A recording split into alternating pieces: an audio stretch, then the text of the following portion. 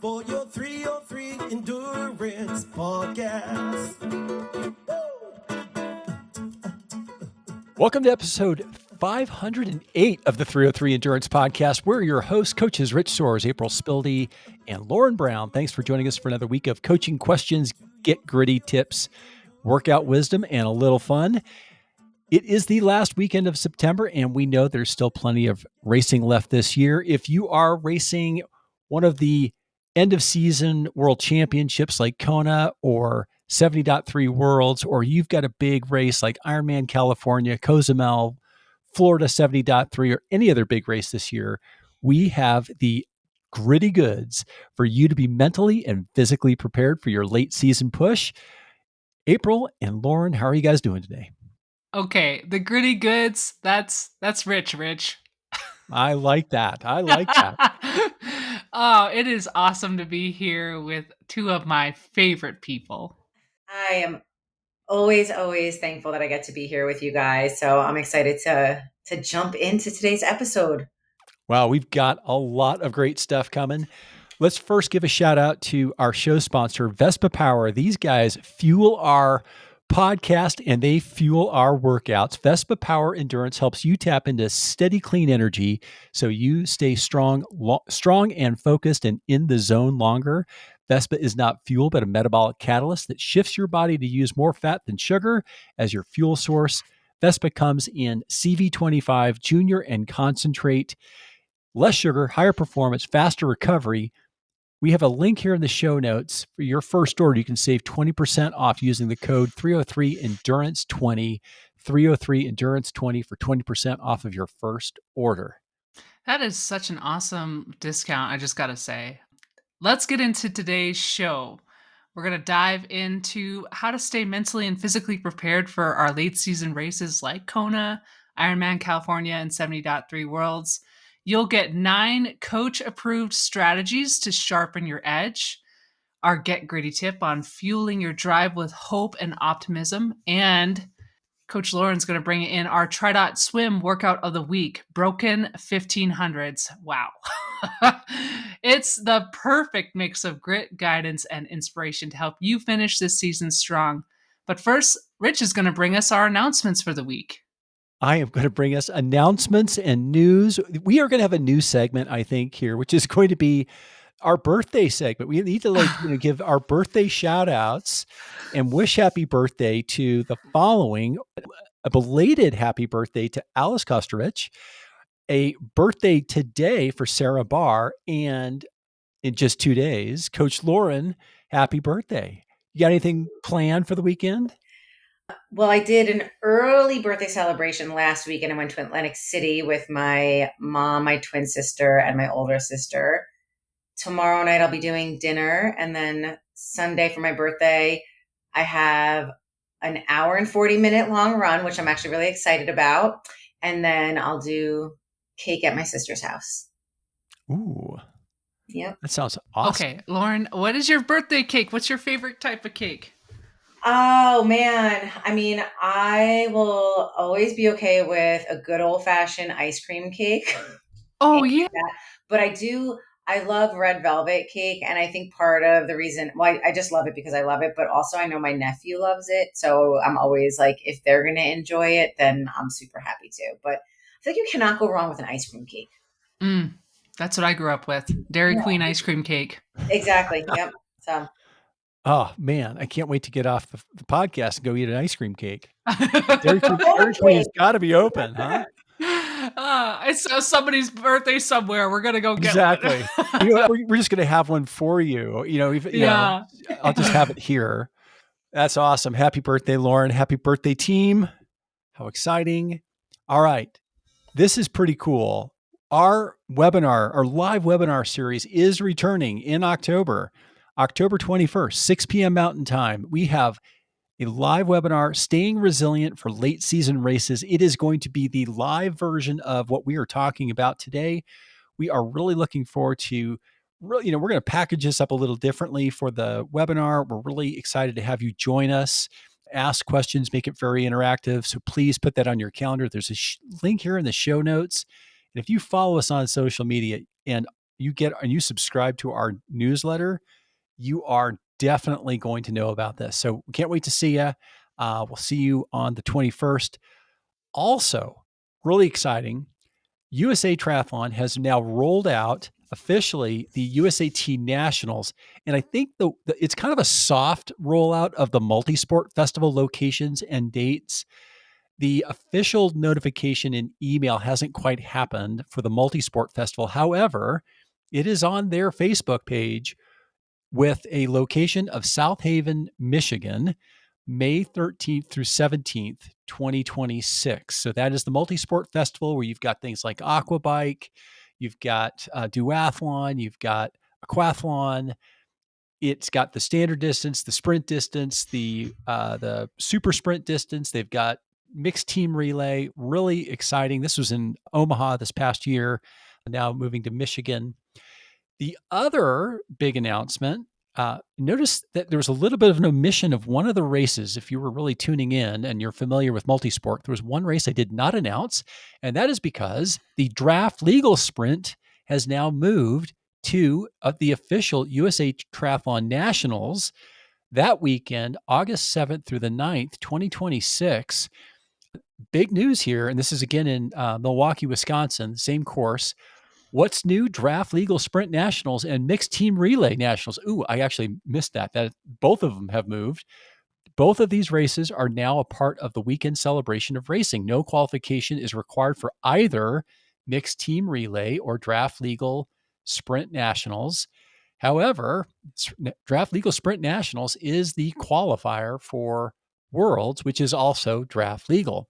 Also that weekend on Saturday is going to be the Olympic distance nationals. And by the way, I'm already qualified. We'll also, that's also when the mixed team relay is. And then Sunday will be the sprint and paratriathlon nationals. Hopefully that happens in 2026. It got canceled in 2025, but it's nationals. Mm-hmm. Yeah. How cool is that? I've never personally seen a draft legal race. I think it would be so cool to not only see it, but do it. Yeah, well, Rubina's going to be doing it. I'm going to be doing it. I am definitely. I bet Ruth is doing it too. I bet you she's going to do it. Yeah. Well, there you go. Yeah, I think it's happening. All right. Well, there you go. There's your news for the week.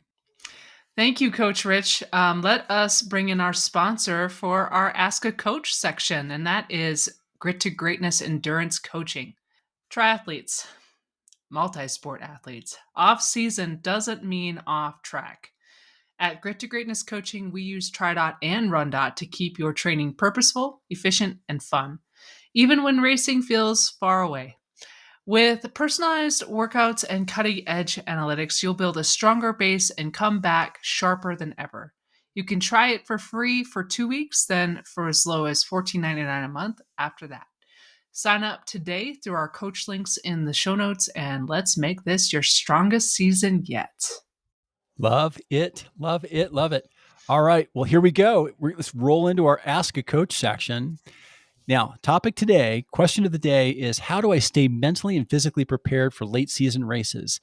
We have athletes that have been racing all season. They race at the beginning of the season and they are racing here at the end of the season.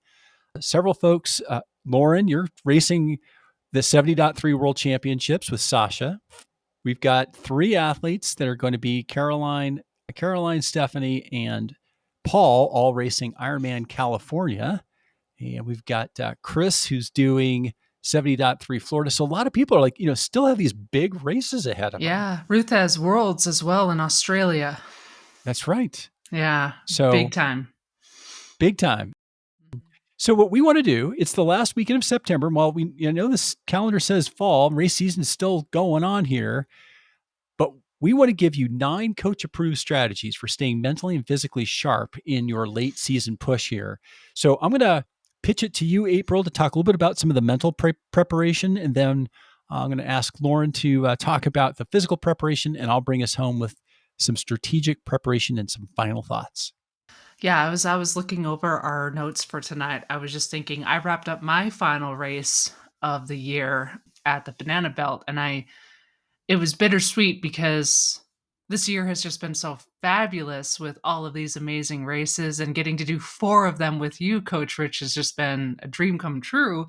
But it's also like I am looking forward to stepping away for a little bit and kind of recentering on my next set of goals, and also celebrating how awesome this year is. So I want to share that too, that there is a light at the end of the tunnel. If you feel like you're getting close to burnout, we definitely understand that. That's why we're going to help you with some mental tools to help get you to this, whether it's your last race of the season or you got a couple more. We want you to feel connected to it and have a strong why. So just like we talked about last week with reigniting your why, that is absolutely one of the most important things you could do to mentally prepare. So we want you to reconnect. Late season fatigue is absolutely real. Revisit the reason why you signed up for this race. You put hard-earned money on this race. You probably had to spend some money to get to this race, and a coach and food and all the things, right? So we want you to re-anchor your mindset in the purpose as to why you signed up, whether it's personal growth, it's qualifying goals, or proving something to yourself. Start with your why. And then we want you to visualize your race day success. I mean, we all train and participate oftentimes for that moment when you have this almost like a celebration or culmination of all the work that you've put into getting you to this point. So we want you to stay in that moment, savor the moment. Think about what that looks like when you do succeed on race day. And that could be completely different from what you thought you would be doing, right? So we want you to think about it, spending 5 to 10 minutes daily visualizing your race. Picture the swim start. Who's around you? How do you feel? What's exciting you? How are your transitions set up? How are you moving through each obstacle as it presents itself on the day? Aid stations. What's the best way that you can execute picking up your nutrition, your fueling as needed? And then, of course, crossing the finish line. Are you going to be that person that crosses the finish line stopping your watch? No. You're going to be that person that's got their arms up in the air, the biggest smile on their face.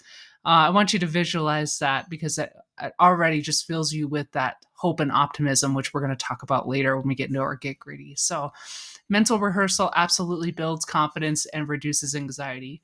And then last but not least, for your mental preparation, control the controllables.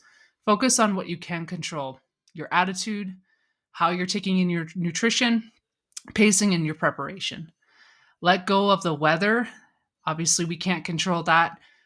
Any competition, you should be focusing on what you can do versus what others are doing around you, or unexpected changes. This mindset really keeps you grounded and is highly adaptable. And it's one of the things that creates resilience. So, those are your 3 mental preparedness tips. Over to you, Coach Lauren.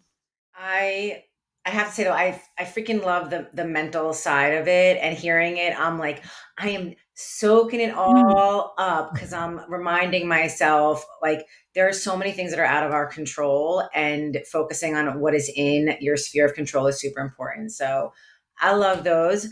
Shifting gears to the physical preparation. So we are at the tail end of the season. So not that gains cannot be made at this point in the season, because of course you can still be making gains, but a lot of the volume, a lot of the work that you have done up to this point is done. You've probably already gained a lot of fitness. So while again, you can still make progress, you really, really, really want to prioritize recovery over volume at this point. You've put your body through a lot. You're getting through this final stretch. So at this stage, more training absolutely does not mean better performance. You want to make sure that your sleep is on point. You want to make sure you're staying hydrated. Mobility work. I am always, always, always talking to athletes about the importance of mobility. And that comes in from a physical standpoint as well as a mental standpoint, to give yourself some calm, reset your nervous system. You really want to let your body absorb all the training that you've done over the past months and months and months of the season. So prioritize recovery over volume. The next thing I want you to focus on is fine tune nutrition and hydration. I'm going to say I've personally been experiencing this where I'm like, oh, dang, I need to make sure that my nutrition is on point right now, because it's like you might start to feel a little bit lax with it, and your volume is up there. You need to be recovering. You need to make sure you're getting enough protein so your body's repairing itself. Make sure you're getting the right amount of carbs based on what you're specifically doing. And of course, hydration. And I will say also hydration, if it's getting cooler by you, because it is a little bit later in the season, sometimes that becomes a little bit harder to monitor or to sense. So stay on top of your hydration. You want to know your calorie, fluid, and electrolyte needs. And we've said this before, either on the podcast or in conversations, that you do not want to be experimenting on race day. So please dial all of that in at this point as well. And then the last thing is sharpen, don't smash. So use race specific workouts to build confidence and maintain sharpness. So do those race rehearsals to, again, dial in what you're going to do on race day, and just pick up on like what feels like it's working, what feels good. It's not about how much more fitness can I gain, it's how much more prepared can I be, and how safely and how strong can I get to the starting line of these late season races. So think, short intervals at race pace, brick sessions, open water swims. It does not have to be long, exhausting days. So those are some of your physical prep tips for those late season races. And I'm going to pass it back off to you, Coach Rich, for strategic preparation. Love that. What I heard was sharpen up, Buttercup. I am going to, let's talk about some strategic preparation. So the first thing that we want to talk about here with respect to this is simulate race conditions. And by that, I like to start with mimicking the race day scenario. So, on the race day, right, you're going to have all your gear already packed up the morning when you wake up, and you're going to go straight to the race. And you're going to have a routine, right? You're going to have a certain amount of calories and a pre-race breakfast that you're trying to eat. When you do your race rehearsals, I really recommend that you follow the same exact thing, same schedule and steps that you're going to take on race day. Do this on your race rehearsal morning. It might mean like literally plan the night before to go through your race checklist. Put all your stuff in your race bag the night before a race rehearsal so you're familiar with going through that checklist. You've done it a few times. Exactly. And then, you might learn that there's something that needs to be revised in your checklist, but you'll also be in the habit of putting the checklist together, getting the stuff in the bag, checking it off. You'll actually get more efficient, and it'll be less stressful than the day before your race if you've rehearsed that a few times. Plus you'll have a better tuned checklist. You'll know exactly how long it takes to go through it and get everything in your bag. So you know how much time to budget. A lot of benefit to doing that. Gear, of course, just like Coach Lauren said, you don't want to be changing things. So hopefully the gear is going to stay consistent here. Pacing. If you're using RaceX, you know what your pacing strategy should be. You should be rehearsing just like that pacing strategy. If you are going to have terrain, if it's going to be a flat course, a really flat course, you should be doing a lot of flat work. If you're going to be doing a rolling course, you should be doing a lot of rolling hills. If you're going to, there's going to be 5,000 feet of climbing, you should be getting 5,000 feet of climbing. Practice those transitions. This is such an easy thing to practice, but so many people they just neglect it because they think it's just, they'll figure it out on race day. It's like anything else. If you rehearse it, you're going to get faster. It's going to feel more natural. You're going to feel less stressed about it. You're going to know exactly what to put down in your transition and exactly what you don't need because you've rehearsed it. A lot of people just pile stuff into their transition area because they're afraid they're going to miss something or, they might need it. If you've practiced this enough times, you probably know what you really do and don't need. If you're racing in the heat, make sure you're training in the heat. If you're racing in humidity, make sure you're training in humidity. Yes, turn up the heater in the room. turn up the humidity in the room, put on another layer if you need to simulate how hot it's going to be. You want to be prepared for it. As uncomfortable as it might be to do it in a race rehearsal, you want to be prepared on race day. So go through the preparation early. Plan your logistics. I really encourage people to create an hour by hour schedule of their race weekend, from the, work from the time that you're going to be flying into let's say you're flying to a race like Ironman California. You should have every hour plotted, but start with the big rocks first. Think about, how you want to work back from race day to make sure that you're setting yourself up for success.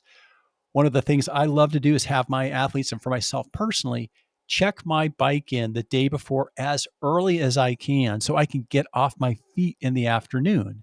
Well, how do you set that up, right? So that's got to be the first thing that goes in the calendar, right? Big block that says check bike in early. All right, so that means you got to have your bike all put together and ready to go the day before. So then that becomes a big rock in making sure that you've picked up your packet in time to put your bike together, to check it in on time. Find out when the athlete briefing is. Try to time that if you can around like the swim rehearsal, so that you're not having to make multiple times into the race village, right? Try to, combine some of these things so that you can, you don't have to be a slave to the to the race village. Sometimes that can really kind of, there's a lot of energy that could be lost in the race village. So, be tactical about when you're there, and how much time you're going to be there. Big thing is to get off your feet the day before the race. So plan that into your logistics. Involve your family or whoever your Sherpa is in that planning. Make sure they know what the schedule is. Like, for example, you probably want to have a pretty early meal the night before an Ironman or a big race. Make sure everybody knows that you're trying to get dinner out of the way at 5 so you can get to bed at 7 or 8 or whatever your target time is. Don't let that time slip away from you. If you needed to make reservations, make those reservations really early. All of these little logistics really make a big difference on how smooth, how rested, and how ready you will be on race day. And then lean on your support system. So not only educate them like on what your schedule is, but really make sure they understand what your goals are, make sure that they understand what your needs are as an athlete, that, you might not be able to be their Sherpa and they're the person who gives them all the direction. Help them understand, help them get oriented, around the race so that they don't have to lean on you too much the weekend of the race. Make sure that they're kind of prepared ahead of time. And if you've got the money, get them an MVP pass. So you've trained hard all year. Now it's time to trust your preparation. But part of trusting your preparation is doing the preparation. So stay mentally engaged here at this point. I know it's getting close. Race with your heart. You've got the gritty goods. Go finish strong. That was good, Coach Rich. That was actually really a good reminder of all the things that we can do that we can control, right? When we talk about our schedule, we talk about our meals, our preparations. These are all things that are going to help us be successful. And it's perfect because our Get Gritty tip is also about using two things to help you be successful in training, racing, and in life. And that is using hope and optimism to fuel your drive. And a lot of people confuse these two or think they're the same. They're not. So we're going to break down the difference between them and how we can use them to effectively drive us forward. So they also play a big role in our athletic pursuits. You have to have some optimism to feel some motivation to go after the goals that you set for yourself, especially when we talk about big, hairy, scary goals. And then hope is the understanding that we can find something to look forward to. So optimism says things will turn out okay. It's the belief that circumstances will improve, even if we don't know how. Optimism keeps us moving forward when setbacks hit. But hope is different. As author and coach Steve Magnus puts it, hope isn't blind optimism. It's the skill of seeing possible paths forward and trusting you can take them. Hope is active, not passive. It's the moment you hit a rough patch in training and instead of saying, this just isn't my day, you ask, what adjustments can I make right now to still get something out of this moment? It's a choice to see options when others only see roadblocks. So, as athletes, we need both. Optimism helps us keep our spirits up, it helps us bounce back. Hope builds resilience and gives us the agency to take action today that will shape tomorrow.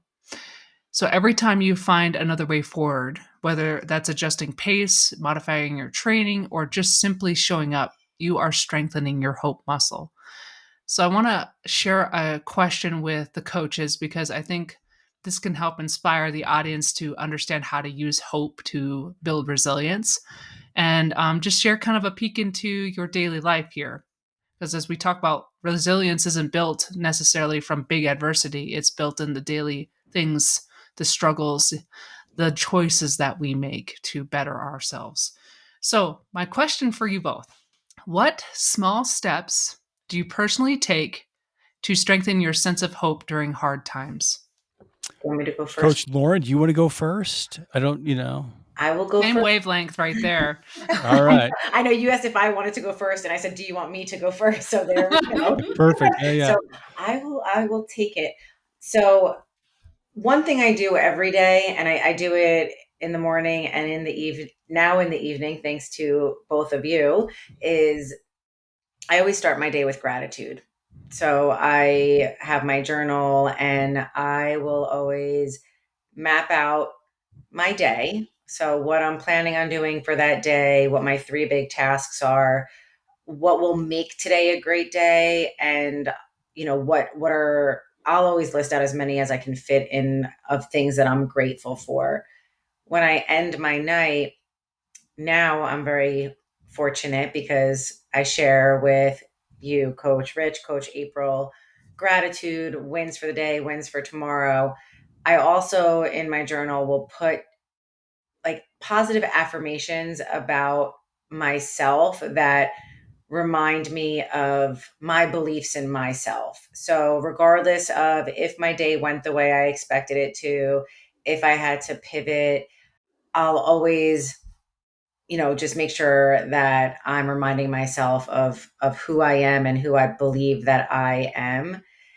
And this can correlate with training. It can correlate with hardships that we face in life. For me personally, I have found that when I'm grateful, when I share my gratitude with others, when I continue to have the positive beliefs in myself, regardless of the noise and the things that are going on around me, such as, it could be a workout that doesn't go your way. It can also be loss that you've experienced. It could be something not going your way at work. It could be with family and relationships, but I will always just try to dial it back to what what am I grateful for no matter what, and who am I no matter what. And if I'm looking at it from an athlete perspective, I'm still an athlete that shows up to the best that I can. I'm still an athlete that wants to bring other people into this sport. I'm still an athlete that will find multiple things to be thankful for at the end of a race or at the end of a workout, even if I didn't hit my top goal. So for me, finding hope is finding gratitude and believing that I still have value no matter what's happening in the world around me. I still think that somehow you and I are the same person because, like, sometimes the stuff that comes out of your mouth is like the stuff I'm like, oh my God, that's exactly what I would love to say. I wish I could say that. I know you just did it all off the cuff. So I'll say something I'll make up something completely different here.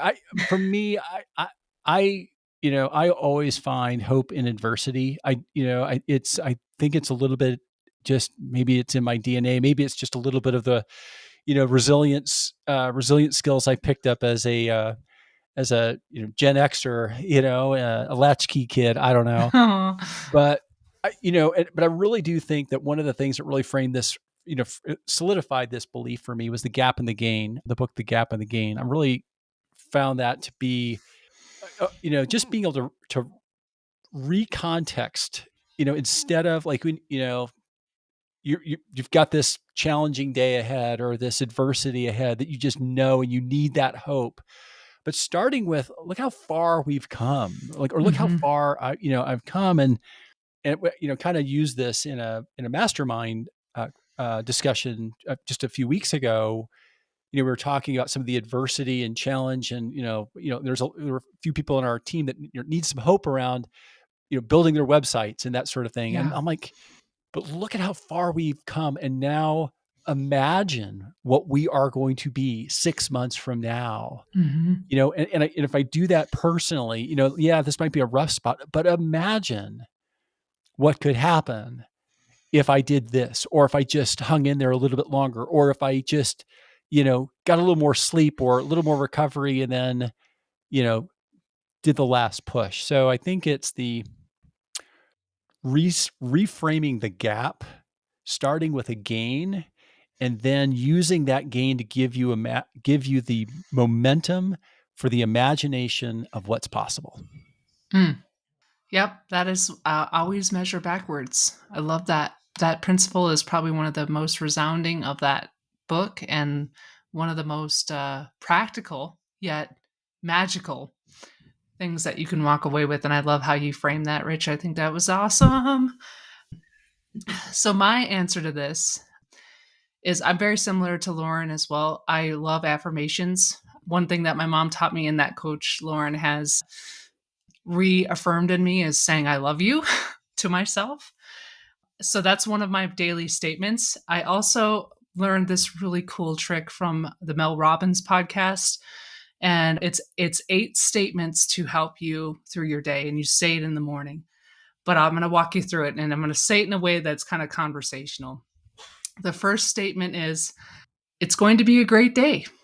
Something cool is going to happen to me today. No matter what happens today, I can handle it.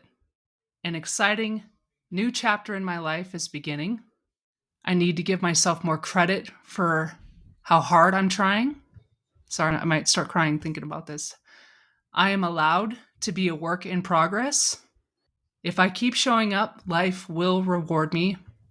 And number 8, I have something important to contribute to the world.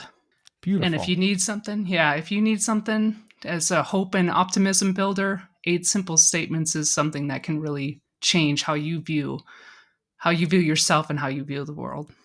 Whew. That was wonderful. Wow. Thank you, April, for sharing that, and for keeping it together there. Yeah. I wasn't sure how you were going to transition that to the workout of the week, but I guess this is my futile attempt to do it. Yes, yes, yes. And that is also a part of hope and optimism, is looking forward to your workout every day. So over to you, Coach Lauren. So we're going to lighten it up a little bit. Yeah. No, that was amazing. I love that, April. Thank you for that segment. That was wonderful. And now we're gonna shift gears and talk about training and the workout of the week, which is a swim set that I did today, which is the Broken 1500. And I love this workout. Today, I wasn't sure how much I loved it. It felt a little bit hard today for me, but all good. So the Broken 1500 doesn't mean it's a busted workout, right? It just means that we are literally breaking down 1,500 meters or yards, whatever length you're swimming in, into smaller chunks to train your body and brain to handle the demands of race pace swimming, maybe a little bit faster pace than race pace swimming, depending on the distance of the race that you're doing. So for me, when I do these, I think of it also like these paces are start of the swim when you're trying to get out to where you need to be, and also at the end of the swim when you're trying to dial in and kind of get to that swim exit. But it really, overall, I'm going to go into a little bit more about why this is a great workout. So I'm going to break it down for you between the warm up, the main set, and the cool down. So with the Broken 1500, like every good swim set, you're going to start with 10 minutes of drills and builds. Because I've done Triathlon Pool School, and in my app, I'm going to always have the drills that we do in pool school to make sure that our form is on point. So you're going to start with some drills and some builds. It's not like splash around and just warm up your body. You want to prime your body. You want to make sure your technique is on point. You're gradually bringing your body up to speed. The drills are going to refine your stroke, so you're swimming smarter and not just harder. And again, the builds are going to wake up your heart rate and muscles without going full gas right away. You need to save something in the tank for the actual work that's going to come. So think of it like you're fine tuning your instrument in the warm up. You want everything to be smooth and in sync before your big performance of your broken 1500. So the main set, it can look a couple of different ways, right? So if you are, newer to swimming, you might have a different type of breakdown. This is an example of what my workout looked like. So you'll start with 4x50 descending. So 1 through 3, you're going to pick up the pace on your 50s. And then at that fourth set, you're going to hold that top end cadence around a Z4 effort. You'll have about a 20-second rest in between. You're going to have a 200 easy zone 2 swim. And then this is where the fun part comes in. So if you're doing 700s, it's going to be potentially 700s. So you're going as fast as possible. You're going to be going for the fastest average possible on a specific point. So for example, it might be for 2 minutes and 40 seconds. So I had 2 minutes and 40 seconds to finish 100 yards as fast as possible on that 240. You start again with the goal of hitting that pace as quickly as possible. Does that make sense? Coach Rich, Coach April, we're good? Totally. Okay. We're breaking a 1500 into smaller chunks. I love it. Yes, that's it. So you're going to go 7x100, and then you're going to get a little zone 1 recovery, and then you're going to finish it up again to finish out the hundreds. So unpacking this a little bit, the descending 50s at the start are going to teach you control, right? With pacing, because the same thing within a race, you do not want to blow up too quick. I've done this plenty of times in the past. You go out too fast, you can't maintain it, you're not hitting that speed at the end. So it's going to teach you to have some control without blowing up. You're going to have that 200 to just give you enough recovery so that you're reset for the big push. When you're hitting the 7/100s at your fastest possible average pace, that is the meat of the workout. This is about discipline. It's not about sprinting out and going out and doing 120 on the first 100 and then dying and hitting it at, 150 for the next, right? So you don't want to, the goal is that you want to hold the best average pace that you can across all of the efforts. So you're going to bang out 7/100s, and then you're going to get 2x100 at zone 1 to just actively recover, clear out some fatigue, keep your body moving. And then you're going to finish it up, and you're going to go right back to those 100s, fastest possible average. And this is really where that mental toughness kicks in with this workout, right? Because now you're like, okay, I got through 7/100s. I had a little bit of a recovery, and now I have to do it again and maintain that pace. And I'm going to tell you today, when I was doing my workout, I was like, oh gosh, I don't know if I blew up too quick. And you have to really mentally dial it in. And you really need to focus on form on this one. I got to tell you, I realized I'm like, shoot, this is where my form is starting to falter. Like, reach, Lauren. Don't like dip your hand in too soon. Really reach and pull, reach and catch. And so it's a great workout for cardiovascularly, obviously, but that mental toughness. Like you're fatigued, your arms are tired. You want to prove to yourself that you can hold the form and the pace. And then you're going to wrap it up with 250, easy zone 1, flush it out. And then the cool down, of course, you always want to end your workout with a little bit of a cool down, balance of time in zone 2, maybe repeat some of those warm up drills. You don't want it to be wasted yardage. You want to make sure that as you're cooling down, when your body's fatigued, that you're still keeping in mind, what does good form look like right now? Focus on your breathing, right? Be in your rhythm, calm your breathing down. And yeah, that's the whole set. If you got time at the end to get out of the pool, stretch a little bit, and Yeah, I love that workout. I mean, I think overall warm up primes your body, you focus on pace, and you really that sustainable speed and mental grit. I love it. How do you guys feel about the Broken 1500? First of all, what I really love about what you said was really how you position this around the purpose of this workout and what its practicality is in racing, right?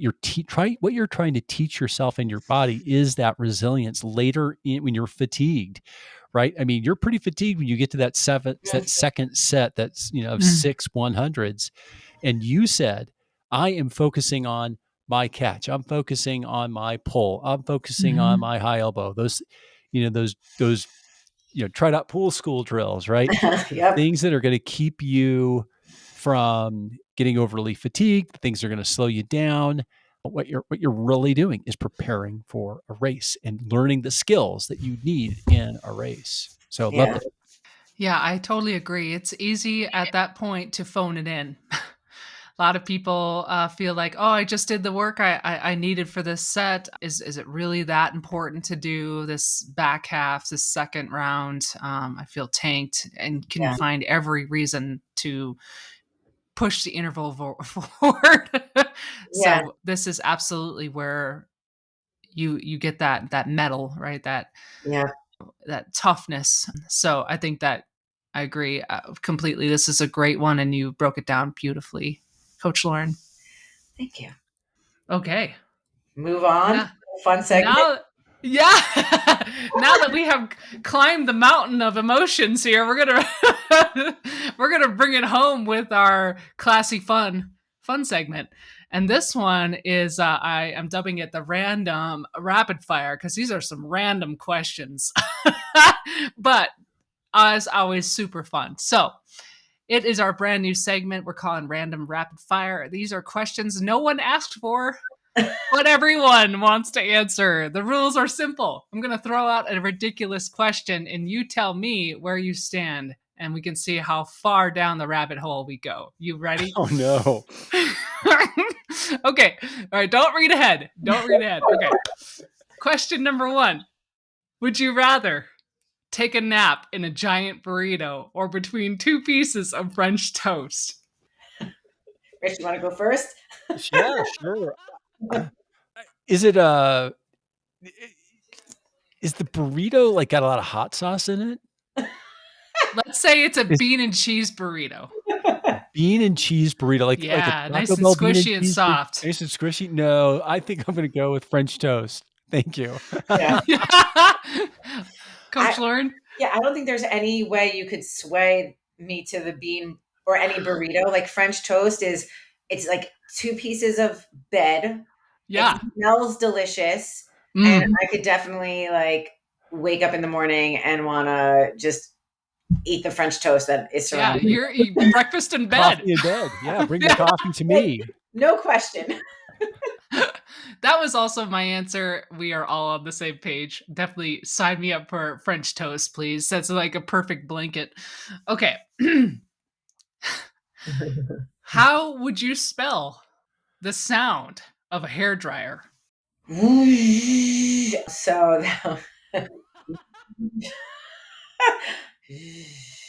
oh man. Oh, it's easy. It's ZS back and forth. Okay. I'm like ZSH, ZSH, ZSH, ZSH. There you go. I'm like, that might have to be another language or something. Yeah. I was Actually, like, there might need to be a V in there too. yeah, that's what I'm thinking. Yeah. Yeah. No vowels. That's awesome. Oh, goodness. I'm going to say, what do you say, Rich? I think She's I'd be speechless. less afraid of them. I guess it would sort of, I don't know, anthropomorphize them a little bit, Yeah. I don't know.